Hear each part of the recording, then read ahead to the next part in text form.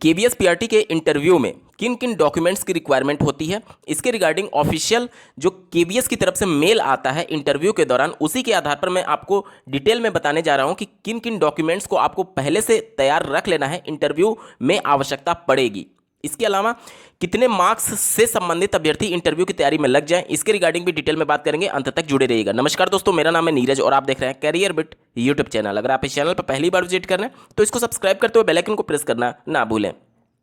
Interview के लिए call कितने नंबर पर आ जाएगी कैटेगरी वाइज, इसके रिगार्डिंग डिटेल में मैंने एक डेडिकेटेड वीडियो में बात कर रखा है, जिसका लिंक आपको इस वीडियो के डिस्क्रिप्शन में मिल जाएगा। इसके अलावा इंटरव्यू का मार्क्स कितना महत्वपूर्ण है आपके लिए, अगर आपके मार्क्स कम भी हैं तो भी आप फाइनल सिलेक्शन में अपना नाम सूची में ला सकते हैं इंटरव्यू के बदौलत। इसको भी समझने के लिए आपको एक डेडिकेटेड वीडियो का लिंक आपको इस वीडियो के डिस्क्रिप्शन में मिलेगा, जरूर देखिएगा इस वीडियो के समाप्त होने के बाद से। अब चलिए बात कर लेते हैं कि किन किन जरूरी डॉक्यूमेंट्स को आपको पहले से तैयार कर लेना है इंटरव्यू के लिए।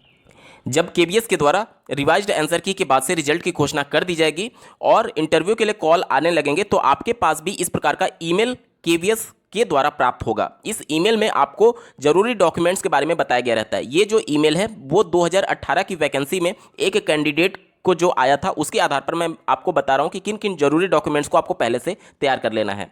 सबसे पहला देखिए, you are requesting to bring the following documents for verification at the time of interview. यानी इंटरव्यू के दौरान डॉक्यूमेंट वेरिफिकेशन के लिए कौन कौन से जरूरी डॉक्यूमेंट आपको लेकर के जाने हैं। पहला है year wise marks sheet from class 10th onwards along with passing certificate degree in original in support of the information filled in by you in your online application। यानी कि कक्षा 10वीं से लेकर के आगे तक जितनी भी आपने पढ़ाई कर रखी है, जो कि आपने ऑनलाइन आवेदन में जिसका डिटेल भरा था, वो सब कुछ मार्कशीट ईयर वाइज आपको ओरिजिनल में लेकर के जाना है। ध्यान से समझ लीजिएगा। जैसे कि अगर आपने बीए किया होगा तो 3 साल का वार्षिक अलग अलग रिजल्ट घोषित किया जाता है, तो तीनों साल का अलग अलग ओरिजिनल में चाहिए। ठीक है। बहुत सारे अभ्यर्थियों का ये डाउट हो सकता है कि अभी उनका ओरिजिनल मार्कशीट या फिर सर्टिफिकेट नहीं आया तो क्या करें। तो आप ऑनलाइन वाला ले जा सकते हैं और प्रोविजनल आपको आवश्यक होगा अगर आपके पास ओरिजिनल डिग्री नहीं है, क्योंकि बहुत सारी यूनिवर्सिटीज जो होती हैं वो 2 से 3 साल का समय ले लेती हैं ओरिजिनल एक तरीके से जो उनका सर्टिफिकेट होता है वो इशू करने के संदर्भ में। तो आप अपना प्रोविजनल सर्टिफिकेट जरूर रख लीजिएगा। ठीक है। इसके आगे पढ़िए, 1 set of self attested photocopy of certificate in support of information filled in by you in your online application. यानी जितने भी डॉक्यूमेंट आप लेकर के जाएंगे उन सबका एक सेल्फ अटेस्टेड आपके पास फोटोकॉपी होना चाहिए। जितने भी डॉक्यूमेंट होंगे उन सबका एक सेल्फ अटेस्टेड फोटोकॉपी। तो ये एक मांग रहे हैं, आप कम से कम 2 जरूर रख लीजिएगा। ठीक है, सभी का। तो यहां तक क्लियर। पहले आपका जितना भी एकेडमिक रिकॉर्ड है, जैसे कि high school, intermediate, graduation, DElEd, BEd, अगर आपने पीजी का डिटेल भी भरा था तो पीजी का भी सब कुछ आपको ओरिजिनल लेकर के जाना है। ठीक है। अगर ओरिजिनल नहीं आया तो प्रोविजनल आप लेकर के जा सकते हैं और सबका एक अटेस्टेड कॉपी मांगा गया है, आप एटलीस्ट 2 रख लीजिएगा। यहां तक क्लियर। उसके बाद से अगर आप एक गवर्नमेंट एप्लाई रहते हुए केवीएस में आवेदन किए हुए, तो आपके लिए एनओसी सर्टिफिकेट आवश्यक है। ये केवल सरकारी संस्था में जो अभ्यर्थी कार्यरत हैं उनके लिए अलाउ एक तरीके से मांगा गया है। अगर आप किसी प्राइवेट इंस्टीट्यूशन में वर्किंग है तो आपके लिए कोई भी एनओसी की जरूरत नहीं है। एनओसी केवल सरकारी कर्मचारियों के लिए आवश्यक होता है जो कि पहले से किसी सरकारी संगठन में काम कर रहे हैं और केवीएस में आवेदन किए हुए। ठीक है।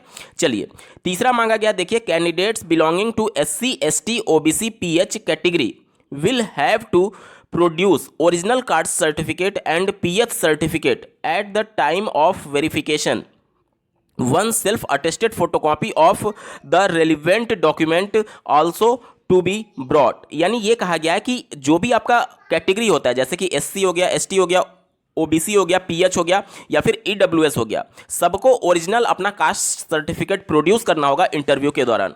बहुत सारी जो राज्य सरकारें होती है वो PDF के फॉर्म में आपको इश्यू करती है आपका कास्ट सर्टिफिकेट। जैसे कि उत्तर प्रदेश की अगर हम लोग बात कर लें, तो अगर आप अपने खुद के लॉगिन आईडी से यूपी ई डिस्ट्रिक्ट से जब कास्ट सर्टिफिकेट के लिए अप्लाई करते हैं तो आपको पीडीएफ प्रोवाइड किया जाता है। आपके जो भी लॉगिन डिटेल होता है उसमें पीडीएफ वो सेव हो जाता है, जहां से आप डाउनलोड करके प्रिंट आउट ले सकते हैं। तो अगर इस प्रकार का कोई है तो आपको ओरिजिनल को लेकर के घबराने की आवश्यकता नहीं है। उसमें साफ तौर पर मेंशन होता है कि ये कैंडिडेट के लॉगिन आईडी से डाउनलोड किया हुआ है और इनकी ऑफिशियल वेबसाइट पर जाकर के आप वेरीफाई कर सकते हैं। ठीक है, तो इसको लेकर के आप कंफ्यूज मत होइएगा। जो भी राज्य सरकार पीडीएफ में आपको इशू कर रही है वो पूरी तरीके से वैलिड है और मान्य है। ठीक है, तो सबसे पहले आपका कास्ट सर्टिफिकेट और एक अटेस्टेड कॉपी इसका मांगा गया है। ठीक है, इसके बाद से चौथा डॉक्यूमेंट देखिए, OBC certificate issued by the competent authority should be in the prescribed performa in terms of Government of India Department of Personnel and Training।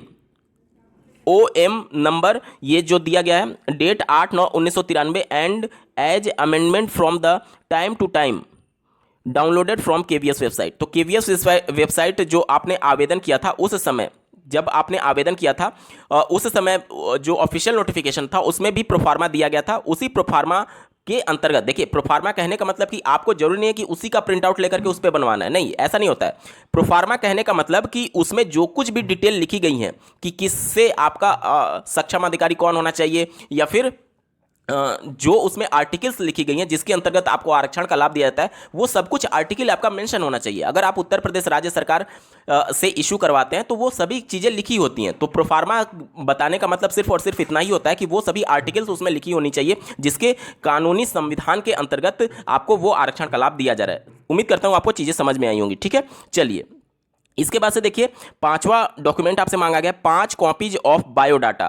तो बायोडाटा का 5 कॉपी आपको रखना है। अब ये बायोडाटा क्या होता है, तो केवीएस वेबसाइट पर आपको एक लिंक दिया जाएगा जहां से आप अपना बायोडाटा का प्रोफार्मा डाउनलोड कर पाएंगे और उसे भर करके ले जाना होता है। सिंपली एक फॉर्म होता है, एक डेडिकेटेड वीडियो में मैं आप सभी को फिर से बता दूंगा कि किस प्रकार से बायोडाटा को फिल करना होता है। ठीक है, तो ये 5 कॉपी आपको बायोडाटा का लेकर के जाना है। इसके बाद से छठा जो डॉक्यूमेंट है वो आप देख पा रहे होंगे, 1 passport size colour photograph. The photograph may be pasted on the top of the biodata form. यानी कि जो बायोडाटा मांगा गया है उसके ऊपर आपको एक कलर रिसेंट फोटोग्राफ लगाना है। ठीक है, तो अगर आपने पहले से आवेदन करते समय रिसेंट फोटो खिंचवाया था तो वो भी आप उसको लगा सकते हैं। ठीक है, तो ये आप जरूर रख लीजिएगा। इसके अलावा ओरिजिनल फोटो आईडी, आपसे आपका आइडेंटिटी प्रूफ के लिए ओरिजिनल फोटो आईडी मांगा जा रहा है। Proof preferably that provided in the online application form eight the time of submitting online application for the post. यानी कि जिस भी पोस्ट के लिए आपने ऑनलाइन आवेदन किया था उस पोस्ट में जो आपने ओरिजिनल आईडी प्रूफ का डिटेल भरा था वो अगर ओरिजिनल आईडी प्रूफ आपके पास है तो वो ज़्यादा प्रीफर किया जाएगा। इसमें साफ तौर पर मेंशन किया गया है। ठीक है, कहने का मतलब कि अगर आपने आधार कार्ड लगाया था तो आप आधार कार्ड ही लेकर के जाएं, अगर आपने पैन कार्ड लगाया था तो पैन कार्ड ही लेकर के जाएं। अगर आपका मिस हो चुका है, गायब हो चुका है, गुम हो चुका है तो आपको घबराने की आवश्यकता नहीं है, ये एक्सेप्ट कर लेंगे। यहाँ पर केवल प्रीफरेबली लिखा गया है कि वो प्रीफर करेंगे। अगर आपके पास नहीं है तो आप दूसरा आईडी प्रूफ लेकर के जा सकते हैं। तो ये जरूरी डॉक्यूमेंट्स है जिसके आधार पर आपका इंटरव्यू में वेरिफिकेशन होगा, उसके बाद ही आपको इंटरव्यू देने का मौका मिलेगा।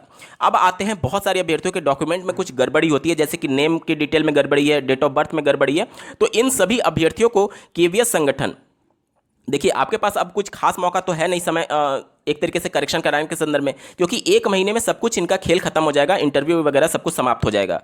तो अब इतने कम समय में करेक्शन करने का मौका शायद आपको ना मिले, तो उस दौरान आपके पास एक ही विकल्प बचता है कि आप जो भी आपके डॉक्यूमेंट में कुछ भी गड़बड़ी है तो उसके लिए एक एफिडेविट पहले से बनवा करके ले जाएं। हालांकि वो आपको एक प्रोफार्मा देंगे, एक एप्लीकेशन लिखने के लिए बोलेंगे कि आपका अगर कुछ भविष्य में इस प्रकार की गलतियां, कहने का मतलब कि अगर असत्य पाई गई, कहने का मतलब कि अगर आप जेन्युइन कैंडिडेट नहीं है तो आपका कैंडिडेचर जो होता है, अभ्यर्थन जो होता है, उसको कैंसिल कर दिया जाता है। तो वो सब कुछ आपसे लिखवाएंगे। आप इसके लिए पहले से एक एफिडेविट कचहरी में बनता है 10 रुपये के स्टैम्प पेपर पर, वो आप पहले से बनवा करके जरूर रख लें। ठीक है, अगर आपके डॉक्यूमेंट में कुछ इस प्रकार का मिसमैच है, गड़बड़ी है, जैसे कि नेम के हो गया, डेट ऑफ बर्थ हो गया, बहुत से अभ्यर्थियों ने डेट ऑफ बर्थ गलत फिल कर दिया था, तो उनके लिए भी यही एक रास्ता है, इसके अलावा कोई दूसरा रास्ता नहीं है। ठीक है, इस वीडियो को देखने के लिए आपका बहुत बहुत धन्यवाद। भगवान करे आपका दिन शुभ हो।